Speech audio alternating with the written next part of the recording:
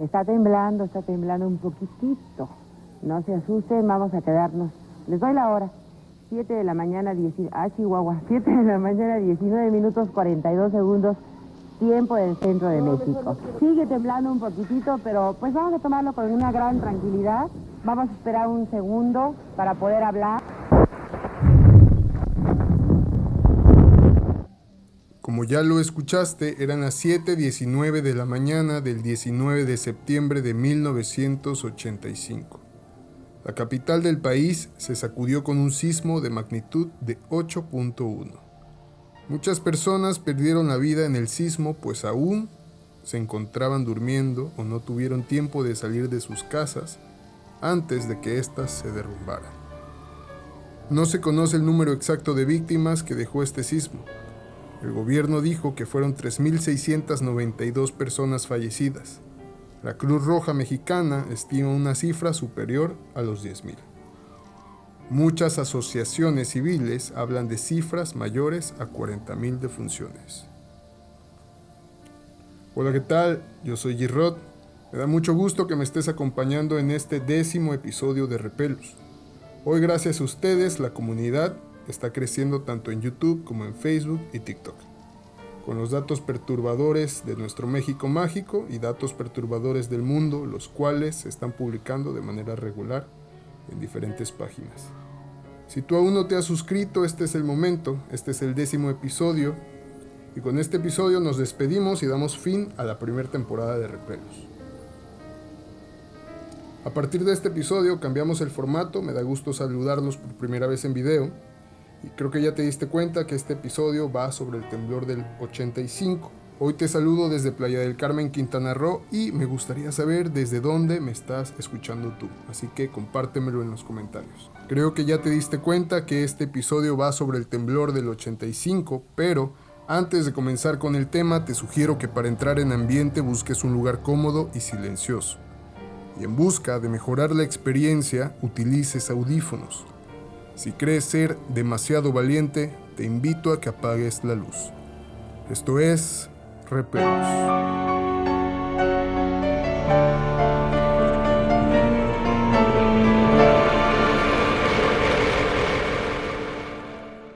Hoy hablaremos un poco sobre el sismo de 1985, pues hace unos días cumplió 38 años el suceso que dejó a la Ciudad de México devastada. Pero para ser sinceros y sin afán de faltarle respeto a los familiares y amigos de las víctimas, hoy platicaremos un poco más el tema sobre las experiencias oscuras y paranormales que se desataron a raíz de esta tragedia. El temblor del 85 es considerado el más destructivo en la historia moderna de la Ciudad de México. Desató caos y penumbra en toda la ciudad. La primera historia fue en uno de los tantos edificios que se derrumbaron. Acompáñame a escuchar la historia de las costureras.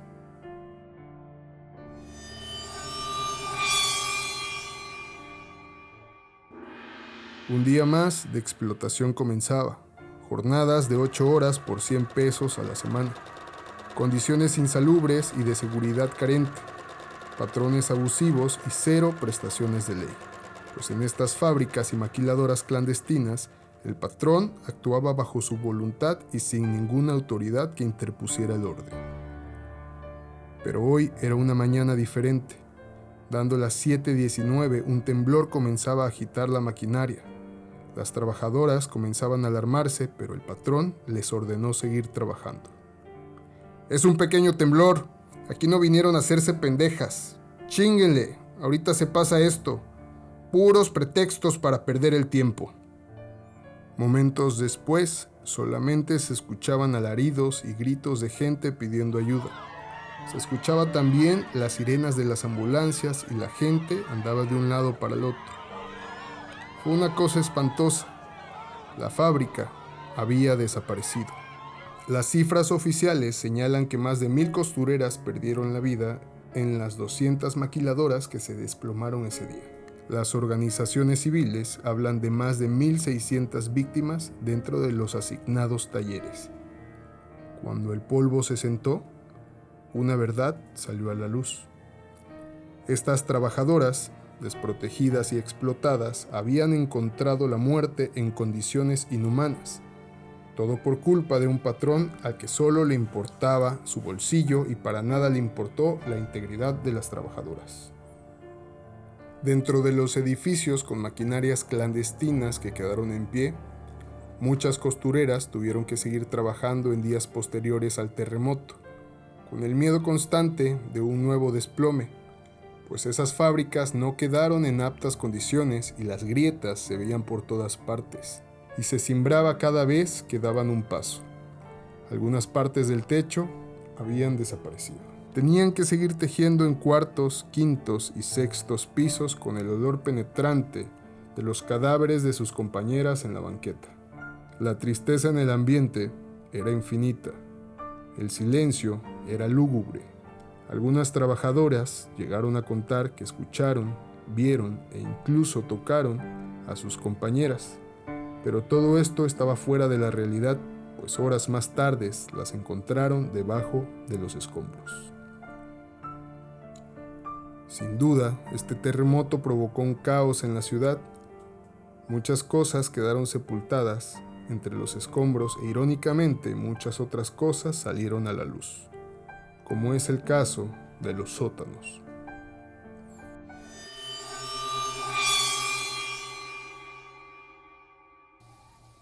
Uno de los horrores descubiertos a raíz de los derrumbes fueron los cadáveres encontrados bajo el derrumbado edificio de la PGJ, que se ubica en la colonia Doctores, pues varios reporteros que tuvieron que dejar los micrófonos y las libretas para ayudar solidariamente a las labores de rescate, hablaban de muertos bajo los escombros con evidentes marcas de tortura, maniatados por la espalda o con marcas de esposa, desnudos y golpeados. Se dice que entre los cadáveres encontrados en el edificio de Procuración de Justicia, los cuerpos sin vida del penalista desaparecido Saúl Ocampo Barca y del estudiante de contaduría de la UNAM Ismael Jiménez Pérez, también se mencionaba el descubrimiento de 10 cadáveres identificados como ciudadanos colombianos detenidos por delitos de asalto a bancos y comercios. Todos ellos presentaban tortura, pues se dice que estos cuerpos se encontraban en cárceles clandestinas que se encontraban en el interior del edificio. Al parecer, en el cuarto piso del edificio se ubicaba un gimnasio que mostró tener funciones muy distintas. Entre aparatos deportivos, un ring, colchonetas, pesas y lockers, en una superficie total de más de 40 metros cuadrados que funcionaba como gimnasio, los detenidos eran recluidos en una especie de cárcel, sin rejas pero atados de pies y manos, o esposados, una práctica prohibida por la ley. Todos los cuerpos ahí rescatados presentaban huellas de tortura y heridas en las muñecas, provocadas por las esposas. Oficialmente se estableció que los detenidos en el gimnasio estaban a disposición del titular de la séptima comandancia, Leonel Islas Rueda, exmiembro de la desaparecida División de Investigación para la Prevención de Delincuencia. Se dice que una vez que estos actos vieron la luz, agentes entrevistados por reporteros admitieron que se llevaban a cabo actos de detención arbitraria y tortura en el gimnasio y en varios cuartos rentados de hoteles aledaños a la zona. Tanto la procuradora como el subprocurador negaron rotundamente estas evidencias y hasta ahora no se ha esclarecido nada de estos casos.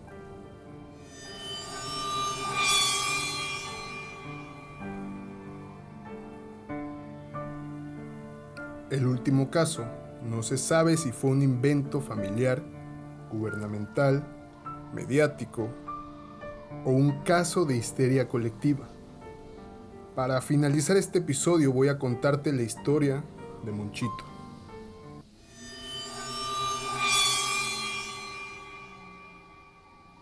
Entre numerosos edificios que se colapsaron, hubo mucha gente que fue aplastada. Otros, en cambio, lograron permanecer vivos hasta ser rescatados por los heroicos topos, por cuerpos de emergencia y por la ciudadanía que se unió en un hecho sin precedentes, arriesgando su vida para salvar al mayor número de posibles sobrevivientes. Entre esos edificios que se vinieron abajo está una vecindad del número 148 de la calle Venustiano Carranza, en una pequeña parte del centro histórico, ubicado entre la Plaza de la Constitución y el barrio de la Merced. En esa casa, según clamaban voces, se encontraba un niño llamado Luis Ramón, al cual le apodaron Monchito, quien afirmaban estaba sepultado bajo los escombros de aquella añeja vecindad, en la cual había pasado la noche junto a su abuelo. Al menos, eso es lo que decía un supuesto tío de Monchito. Tras incontables días de esfuerzo sobrehumano, rescatistas italianos, israelíes y de la Marina, con todo el apoyo de la gente que se sumó a la búsqueda, se concluyó en que ahí no había ningún sobreviviente. Tras incontables días de esfuerzo sobrehumano, rescatistas italianos, israelíes y de la Marina, con todo el apoyo de la gente que se sumó a la búsqueda, se concluyó en que ahí no había ningún sobreviviente. Empezaron a retirarse del sitio grupos de apoyo y voluntarios. Algunos continuaron con el trabajo para encontrar a Monchito, cuyo nombre circulaba en todos los medios que aún sobrevivían después de esta impactante tragedia. El nombre de Monchito estaba en boca de todos los mexicanos que, atentos a sus radios y televisores, se unían en oraciones por el rescate con vida del pequeño. Después de varios días, los rescatistas ya no tenían certeza de vida ni certeza de muerte, pues no escuchaban ruidos ni encontraban nada que les diera señales de vida, pero tampoco encontraban malos olores, moscas o algún otro elemento que fuera prueba o indicios de algún cuerpo muerto en la zona. Esto alimentaba las esperanzas de la gente que aún esperaba que el niño apareciera con vida, pues en este caso estaba refugiada la fe de muchos después de aquella psicosis colectiva. Se dice que el tío de Monchito alertó a los rescatistas que aún quedaban en el lugar sobre su sobrino sepultado, y algunos de ellos se metieron entre los escombros y continuaron siguiendo ruidos varios, pero ninguna voz. Los rescatistas pensaron que quizá no podría hablar y por ello le pidieron que diera un golpe si era un adulto o 2 si era un niño. Los rescatistas afirmaron oír 2 golpes y ahí volvieron a retomar los trabajos para rescatar a Monchito.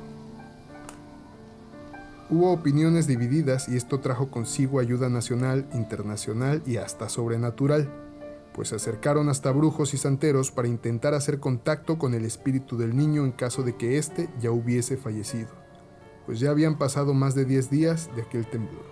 El sábado 5 de octubre se cordonó la zona y autoridades amenazaron con demoler usando maquinaria pesada. La familia, junto con toda la sociedad civil que siguió el caso de cerca, protestaron, aunque ya se había descartado la posibilidad de que hubiera alguien con vida. Algunos voluntarios siguieron las labores luego de que el apoyo oficial se hubiera marchado, pero todo fue inútil. Jamás se encontró el cuerpo de Monchito. A los pocos días de la tragedia y a la fecha, circularon teorías sobre lo que había sucedido, pues algunos sostenían que todo había sido un montaje mediático para explotar la nota o disfrazar la lentitud con la que trabajaba el gobierno. Otros decían que en realidad nunca existió un niño llamado Ramón, que la familia había inventado su existencia para manipular la búsqueda de una caja fuerte que había quedado enterrada. Un psiquiatra que siguió de cerca el caso de las labores de rescate afirmó que todos habían sido víctimas de un caso de psicosis colectiva. Al final, una de las teorías que tuvo mayor fuerza fue que todo esto fue inventado por una televisora con el fin de obtener toda la atención y explotar completamente la nota, para así tener toda la atención de los televidentes. Este mismo caso se repitió hace unos años en el temblor del 2017 con el caso de la niña Frida Sofía, una niña que jamás existió, pero el caso salió a la luz después del derrumbe de la escuela Enrique Rebsamen. Al parecer, hubo un caos mediático entre los medios de comunicación y fue ahí donde comenzó a correr el rumor de que una niña se encontraba bajo los escombros, lo cual trajo consigo trabajos de búsqueda, ayuda profesional y la atención de todos los medios. Incluso, una vez más, hubo acercamiento por parte de gente que se dedica a comunicarse con los muertos. Pero una vez más, todo resultó ser una noticia inventada con el fin de atraer la atención. Lo cierto es que a consecuencia del temblor del 85, Toda la ciudad quedó con una peste penetrante de muerte. Como un dato más, el ya extinto Parque del Seguro Social, también llamado Parque Delta, fue acondicionado después del terremoto para albergar los miles de cadáveres encontrados bajo los escombros a la espera de ser reconocidos. Funcionó como la morgue más grande del país después del sismo, después de que las morgues tradicionales fueran insuficientes para albergar los miles de cuerpos, así como los hospitales, incluso las banquetas, como sucedió en el Paseo de la Reforma a la altura de Tlatelolco. De esta manera, las personas asistían a localizar a sus familiares desaparecidos tras el temblor más devastador que ha azotado esta nación. En el inmueble se dispusieron 3 espacios: identificados, no identificados y restos. Voluntarios y familiares entraban y se paseaban por el estadio con cubrebocas para amortiguar un poco el olor de la carne en proceso de descomposición.